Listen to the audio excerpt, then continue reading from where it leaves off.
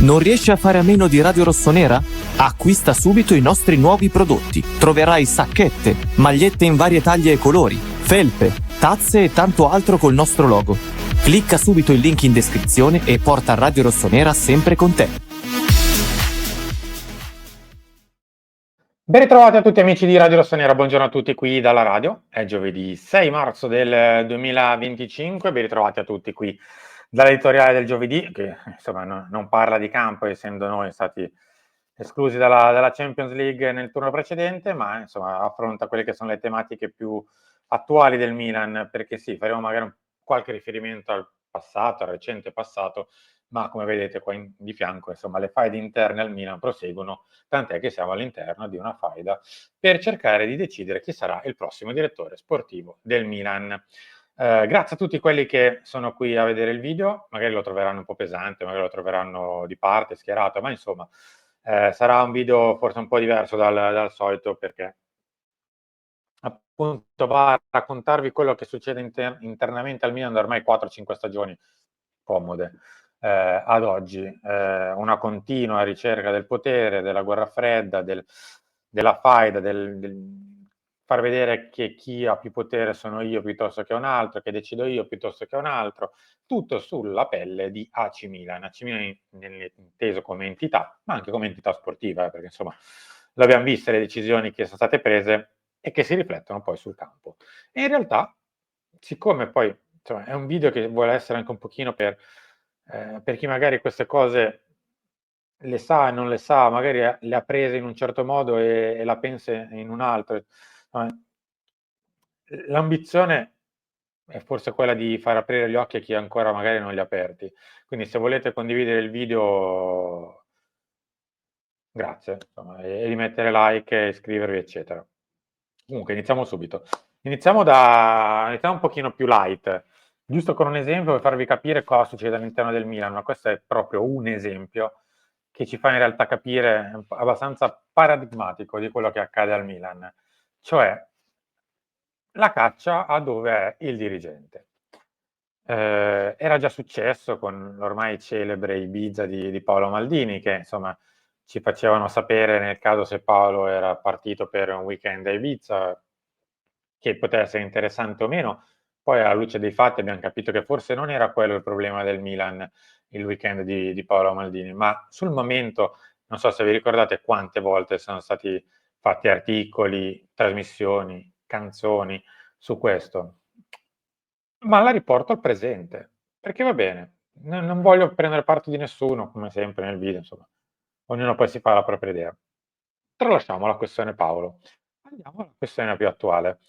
Dopo il cooling break di Lazio-Milan, 5 minuti dopo la fine della partita, forse addirittura meno, ci fanno sapere che Zlatan Ibrahimovic non è allo stadio e quindi non può dirimere la questione cooling break. Perché? Perché sarebbe in vacanza in Nord America, poi in parte ritrattato con affari suoi privati, ma nel mentre è stato fatto anche passare che era a caccia in Nord America, quindi per suo divertimento personale. Chi l'avrà mai fatto passare? Non lo so, forse è stato bravo il giornalista in quel caso? Può essere. E allora ve ne faccio un altro di esempio. Escono articoli di faide interne, una settimana fa, nemmeno, e dopo poco escono le foto dell'amministratore delegato che è in vacanza da qualche giorno, tra l'altro, non erano proprio attualissime perché ha fatto una sorta di settimana bianca, in Val Gardena sulla neve. Cioè Giorgio Furlani non era a Milano nella settimana in cui il Milan ha perso a Bologna ed è alla ricerca del direttore sportivo ed è dentro una faida interna di potere. Bravo, anche in quel caso chi l'ha riportate? Sì, può essere, assolutamente sì. Mi fa strano che sia l'unica società AC Milan che conosce ed escono dove si trovano i dirigenti quando c'è un problema. Forse non è un caso, forse, ed è questa la verità, poi potete crederci o meno, è esattamente la controparte o chi per esso che fa uscire dove si trova il dirigente per fargli la guerra in quel momento e far vedere, ah guarda, io sono qui, lui è là, io invece lavoro, l'altro invece da un'altra parte. Questo cosa succede? Accade solo in AC Milan. Avete mai visto in altre società sportive italiane che c'è il resoconto di dove si trova il dirigente nel caso sei in vacanza? Magari succede una volta ogni 5 anni. Qui siamo a 1-2 volte l'anno. E non è, questo è un piccolo esempio che magari tirerà anche via un sorriso o poco più, ma credetemi è esattamente la punta dell'iceberg del problema, cioè all'interno del Milan c'è una proprietà e mezza, con due dirigenti abbastanza polarizzati in questo, cioè Giorgio Forlani da una parte, Zlatan Ibrahimovic dall'altra, con alle spalle una comunicazione interna al Milan che deve rintuzzare e che poi vede saltare anche il capo della comunicazione, perché tanto quando succedono queste cose, cosa succede? Che saltano, diciamo così, quelli un pochino sotto la primissima linea di comando. E poi cosa succede? Che invece esiste una comunicazione parallela ad AC Milan, non gestita da AC Milan, ma un pochino più vicina alle proprietà, che indica molto la strada da seguire. Un esempio su tutti, l'anno di De Ketelare.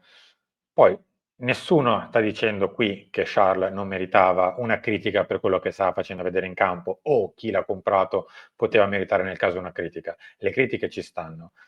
In quel caso diciamo così, assisteva a un bombardamento mediatico dove l'unico problema di AC Milan di quell'anno era Charles De Ketelare.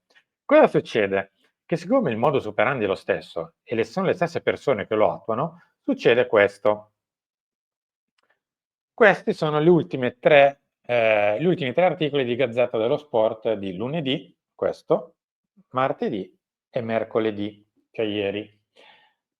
Come al solito il problema del Milan, da ormai 1 anno e mezzo a questa parte, è diventato adesso Teo e Leao, Leao e Teo, Teo e Leao, ogni tanto con l'aggiunta di Mike Maignan. Questo, per essere chiari, non è un dire non bisogna criticare i giocatori, ci mancherebbe altro, sono entrambi più Teo, perché Leao comunque tra alti e bassi la sua stagione più o meno la sta portando in porto, tra alti e bassi, assolutamente, criticabile anche questo. Come è criticabile la stagione di Teo, come è criticabile la stagione di Maignan, non è questo il punto. Il punto è cercare come sempre di sviare l'attenzione da quelli che sono i reali problemi e i reali colpevoli che ci sono all'interno della società. 1 lunedì, 2 martedì, 3 mercoledì. In nessuno di questi 3 giorni, ma come in nessuno degli ultimi 12-18 mesi, è mai stato fatto un articolo contro, che so, il maloperato dell'amministratore delegato?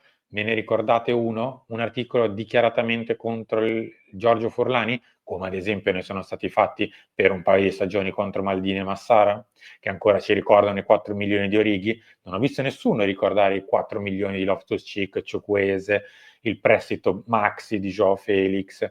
Potrei andare avanti tanto, Musa, potrei andare avanti ancora con altri 5-6 giocatori, in generale i mercati che sono stati fatti ultimamente che male hanno portato al Milan, se non per 2 o 3 giocatori. Avete mai visto articoli mirati contro un mercato mal fatto? Avete mai visto articoli mirati contro, che so, lo scarso rendimento di Loftus-Cheek, di Ciukwueze, di Musa? Avete mai visto articoli mirati? Voi mi potrete dire sì, perché non sono le stelle della squadra, assolutamente, ma 1 su 5, 1 su 10, 1 su 20, li avete mai visti? No, perché c'è la costante protezione da parte della comunicazione parallela del Milan su quello che viene fatto, soprattutto a livello di dirigenza e proprietà. 1, 2, 3, tanto per fare un esempio. Ma torniamo a noi. Perché questo non è un voler difendere i giocatori, non me ne frega niente di difendere i giocatori vanno e vengono, così come gli allenatori, così come tutti quanti, noi stessi, insomma. Ma quello che vorrei farvi capire è che questo modus operandi, che costantemente è alla ricerca del colpevole per sgravarsi dalle proprie responsabilità e far rimanere ai posti di comando chi queste possibilità, scusate, chi queste atti di colpevolezza ha in realtà, fa il male del Milan, cioè di AC Milan, di quello che noi, tu, voi, tifiamo. Il fatto che ancora una volta il rischio è che rimangano tutti e si inserisca in una figura del DS, adesso ve ne parlo di questo, perché la faida sul DS è roba da Dynasty, per i più giovani non so cosa dirvi, ma insomma è realmente una faida che forse è arrivata all'ultimo stadio finale e che si trascina da almeno un paio di stagioni, da quando Zlatan Ibrahimovic arrivò e se vi ricordate uscì quella foto di Furlani con Cardinale abbracciati, non mi ricordo dove, forse a un ristorante, per far vedere che invece si andava tutti d'amore d'accordo, come al solito, perché l'apparenza in AC Milan è la cosa principale, ma d'altronde, essendo ormai diventata una società economica, puramente economica, così come in economia, la prima cosa che bisogna salvaguardare è la faccia sul mercato. Poi se le cose dentro vanno più o meno bene è un aspetto secondario. Il Milan è la stessa identica cosa, con la diversità che qui è l'aspetto, non è quello puramente finanziario, ma è quello sportivo, che è sempre costantemente secondario. Ci arriviamo alla faida per il DS, perché è l'ultima in ordine di tempo. Così come ci sono state faide per l'allenatore l'anno scorso. Nessuno di noi sa di chi è la paternità né della scelta di Lopetegui, né della scelta di Fonseca. O meglio, la scelta di Fonseca è, come spesso è accaduto, soprattutto negli ultimi 2 anni, una sorta di male minore. Cioè, io propongo un nome, la controparte, l'altra parte della dirigenza me lo cassa, perché vuol portare il suo, io casso il suo perché non voglio che vinca la mia controparte. Allora, depennato 1, depennato 2, depennato 3, depennato 4, allora si arriva su una scelta di comodo per tutti, che magari costa anche poco, come era per Lopetegui e Fonseca, che non disturba nessuna delle due parti, che non le accontenta nessuna delle due parti, diciamo, lascia lo status quo inalterato del potere, ma cosa succede? Fa il male del Milan, perché il Milan non è un allenatore di livello e le prestazioni sportive poi ne vengono di conseguenza. Così come per alcune scelte sui giocatori, ma anche su questo ci arriviamo. Lo scaricabarile è diventato la nostra principale forma di governo, ma lo state vedendo? Sembrano parole vuote, me ne rendo conto, a volte sembra quasi di essere gli unici depositari della verità, ma per il semplice fatto che forse abbiamo la libertà di poterlo fare. Tutto qua, grazie a voi che magari vi abbonate, fate donazioni, ci seguite, like, eccetera, grazie, qua sì, devo dire la verità, all'editore che dà la possibilità di essere liberi, semplicemente con la capacità di poter argomentare, di dire quel che si vuole. Potrei anche dire tranquillamente che Giorgio Furlani è l'amministratore delegato migliore della storia, se avesse la capacità e i fatti a dimostrare la questione. Purtroppo la realtà è completamente l'opposto, quindi devo dire l'opposto. Quindi è un piccolo ringraziamento anche a voi che ci consentite di essere liberi e vorremmo essere sempre più liberi. Quindi se magari le sentite solo da noi non è perché siamo gli unici o che vediamo dei complotti in giro. Purtroppo potete non crederci, ci mancherebbe altro. Io vi posso dire che questa è la realtà dei fatti. All'interno del Milan c'è una costante lotta per il potere, ci sono fazioni con anche cambi di casacca, doppio gioco, più comunicazioni che lavorano a questo, perché poi c'è anche ad esempio la comunicazione dell'allenatore di turno, come ce l'aveva Fonseca, ce l'ha adesso con Sessao, e adesso con Sessao ad esempio per sgravarsi dalle colpe inizia a far uscire cose una dopo l'altra, ma siccome il Milan è questo ormai è diventato, una cozzaglia, un insieme di brutture, perché poi si grida allo scandalo e diciamo così, all'ambiente tossico. L'ambiente tossico l'ha creato, sapete chi? AC Milan. È il Milan stesso che crea ambiente tossico, essendo AC Milan diviso in fazioni che fanno uscire notizie e notizuole in base a quello che si vuol far uscire da una fazione o dall'altra, in modo tale da intossicarci tutti quanti per far sì che magari quella fazione possa essere un pochino più pulita rispetto all'altra. Non sono i media che lo fanno di pura scelta, non siamo nemmeno noi, non sono sicuramente i tifosi, è AC Milan che crea la tossicità. Se chiedete di smettere di essere tossici, dovete girarvi, tra virgolette, e dirlo ad AC Milan di smettere di essere tossico, perché è il Milan che è assolutamente tossico da 4-5 stagioni.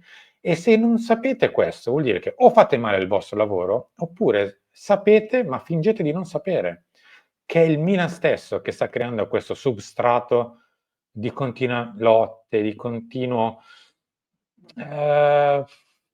tensioni, che poi si riflettono sul gruppo squadra. Se il gruppo squadra poi non gli interessa a un certo punto buttare un po' il cuore oltre l'ostacolo, ci sarà un motivo, ci sarà un motivo per cui tutti i giocatori che arrivano qua vengono intossicati. Jimenez sembra uno che è arrivato da 8 anni già per quanto è intossicato. João Felix, gli allenatori, i giocatori che vanno e vengono, i giocatori che si trasformano nel mentre, da che giocatori che erano simbolo di un Milan che faceva comunque bene, a giocatori che invece sono diventati adesso simbolo di tutte le nefandezze del mondo. Ma siamo contentissimi, andranno via Teo Leao e avremo risolto i nostri problemi, vedrete. Da settembre il Milan marcerà a pieno ritmo col sole in fronte e tanti sorrisi, così come doveva essere quando ha abbandonato Calabria, Benasser o Tomori o tutti quelli della precedente gestione. Peccato che state vedendo che iniziano a intossicarsi anche quelli che sono arrivati con questa gestione. E poi a chi si farà fede? Forse, probabilmente si addosseranno tutte le colpe, e qui arriviamo all'ultima parte, al prossimo direttore sportivo. Faccio una piccola premessa. Così come abbiamo detto poco fa che solo al Milan accadono avvenimenti del tipo so dov'è il dirigente di turno, se è in vacanza o meno, perché me lo fa sapere la controparte, non peraltro, così al Milan le varie parti che la animano, direttore tecnico, direttore sportivo, capo scout, eccetera, eccetera, ogni volta ci devono far sapere di chi è padre l'acquisto o meno di un giocatore piuttosto che di un allenatore. E allora, se fa bene, arriva quello che ti diciamo, l'ho osservato io 3 anni fa, poi sì, l'ha comprato lui, ma sono io che l'ho fatto. Se va male, è figlio di nessuno, è un NN quel giocatore, probabilmente, figlio di un padre sconosciuto e idem la madre. Giocatori portati forse dallo Spirito Santo a questo punto. Così come gli allenatori, vale per la stessa cosa. Gli esempi sono tanti. Il Theo Hernandez che fa bene era stato tirato per la giacchetta perché? Perché era stato non portato dalla precedente dirigenza, ma portato da chi l'aveva visionato, cioè Moncada. E allora dovremmo chiedere a questo punto a Moncada il perché Theo Hernandez si comporta così, per esempio. E invece no, quando va bene, quando va male, altra questione. Così come tanti altri casi, lo stesso Calulu, che prima ci si prende la paternità, poi quando le cose non vanno bene, allora era di Maldini e Massara, e poi quando lo si vende, no, ecco, merito mio, avete visto, l'ho dato alla Juventus. Poi la Juventus fa bene, caspita, no, non è più mio. Il Milan è tutto così, da 2 o 3 anni. Il fatto è che il Milan continuerà ad andare così, perché purtroppo, ma non è un gufare, è constatare la realtà. Mi dispiace per chi non apre gli occhi e pensa che si stia gufando. Fa veramente il male del Milan non aprire gli occhi. Il Milan di adesso è questo. E andiamo sul DS. Ora, ci sono nomi più o meno attribuibili a un dirigente piuttosto che a un altro. Tipo, Tare è attribuibile a Zlatan Ibrahimovic e all'area Redbird.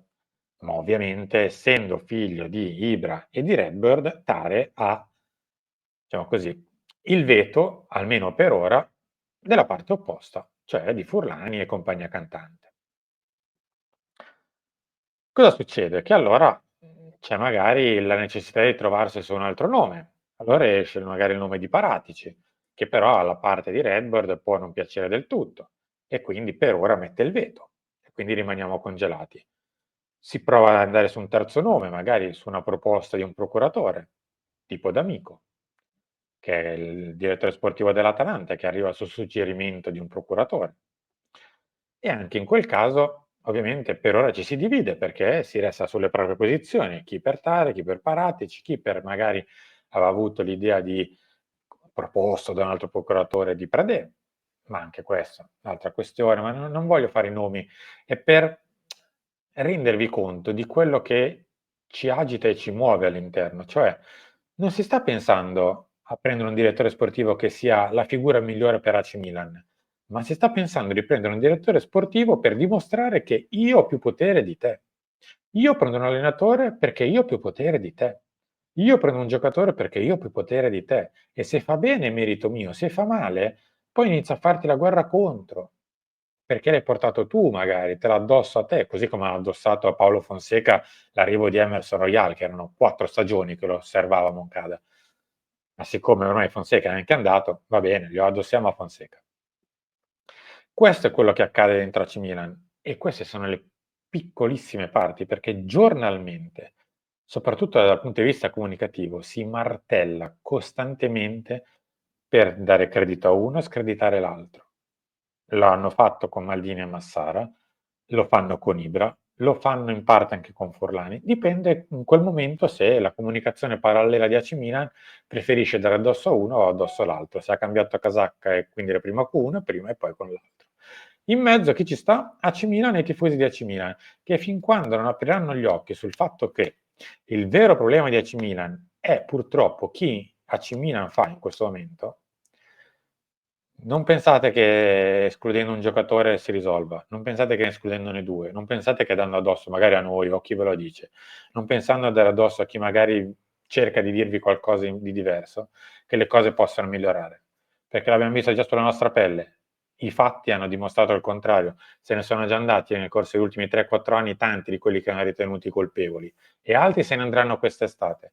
E mi dispiace, non è un gufare questo, ma vedrete che le cose non cambieranno, perché le mele marce non sono quelle che sono andate via negli anni precedenti, non sono nemmeno quelle che andranno via quest'estate nel caso, ma sono quelle che ancora dentro prendono decisioni per il proprio orticello di potere.